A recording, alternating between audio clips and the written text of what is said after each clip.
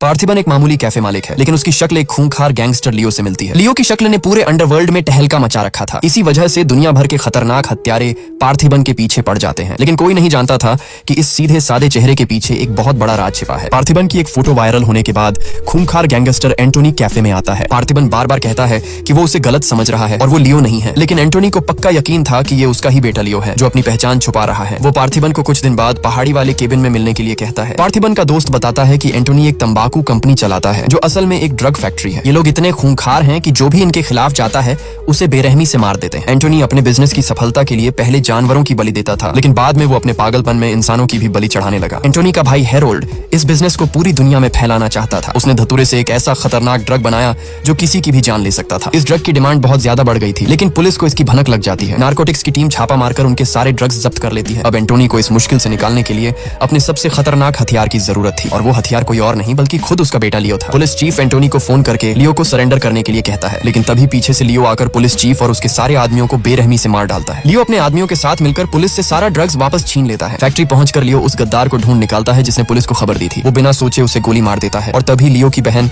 Elisa भी वहां आ जाती है। वो भी बाकी गद्दारों को गोलियों से भून देती है और लियो की मदद करती है। लियो अपनी जान पर खेलकर वो सारा ड्रग्स बॉर्डर पार पहुंचाने का रिस्क लेता है। इधर एंटोनी अपनी अगली बल्ली के लिए एक खास राशि वाले इंसान को ढूंढ रहा था। ये जानकर सबके होश उड़ जाते हैं कि वो खास राशि खुद उसकी बेटी की थी, यानी एंटोनी अब अपनी ही बेटी एलिसा की बलि चढ़ाने वाला था। पार्टी के दौरान लियो और उसके दोस्तों पर बेहोशी की दवा फेंक दी जाती है। जब लियो को होश आता है तो वो देखता है कि उसका पिता उसकी बहन की बलि देने जा रहा है। लियो अपने पिता से बहुत मिन्नतें करता है कि वो ऐसा ना करे। बहन भी कहती है कि अगर पिता ऐसा करेगा तो वो आज से उनके लिए मर चुका है। एलिसा लियो से कहती है कि वो यहाँ मौजूद हर एक इंसान को मार डाले। एंटोनी जैसे ही अपनी बेटी की तरफ बढ़ता है, लियो गुस्से में अपनी कुर्सियां तोड़ देता है। वो एक धारदार हथियार उठाकर सीधा अपने पिता के पैर पर वार करता है और फिर वहां मौजूद हर एक गुंडे को बेरहमी से काटना शुरू कर देता है। एलिसा लियो से कहती है कि वो इस पूरी फैक्ट्री और ड्रग्स को आग लगा दे। हेरोल्ड अपनी भतीजी को पकड़ लेता है और उसे जान से मारने की धमकी देता है, लेकिन लियो नहीं रुकता और वो सारे ड्रग्स को आग के हवाले कर देता है। ये देखकर हेरोल्ड गुस्से में अपनी ही भतीजी के सीने में चाकू घोंप देता है। मरने से पहले एलिसा लियो से कहती है कि वो यहाँ से बहुत दूर चला जाए। अपनी बहन की मौत देखकर लियो का खून खौल उठता है और वो अपनी बंदूक लोड करता है। जैसे ही वो हेरोल्ड को मारने आगे बढ़ता है,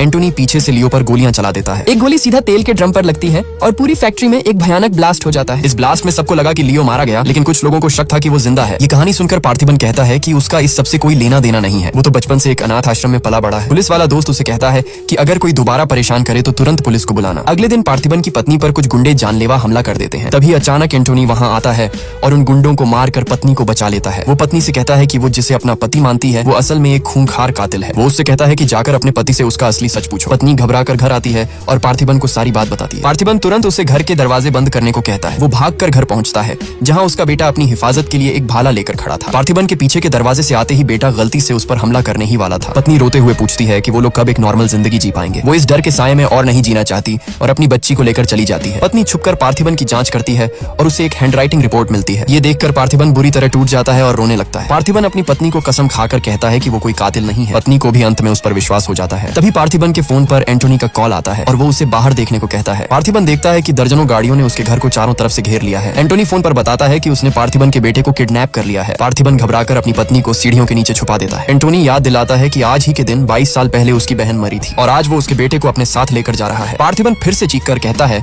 कि उसकी कोई बहन नहीं है, लेकिन एंटोनी फोन काट देता है। गाड़ियों का काफिला पार्थिबन के बेटे को लेकर वहां से निकल पड़ता है। पार्थिबन गुस्से में अपनी बाइक उठाता है और उनके पीछे भागता है। वो अपनी बंदूक से गुंडों की कई गाड़ियों को ब्लास्ट कर देता है। गुंडों की गोलियों से बचते हुए वो कई गाड़ियों को रास्ते से हटा देता है। फिर वो एक गुंडे की कार छीनकर खुद चलाने लगता है और पूरी स्पीड के साथ एंटोनी की गाड़ी का पीछा करने लगता है। अब एक बाप अपने बेटे को बचाने के लिए किसी भी हद तक जाने को तैयार था। आगे क्या होगा जानने के लिए कमेंट में नेक्स्ट पार्ट जरूर लिखें।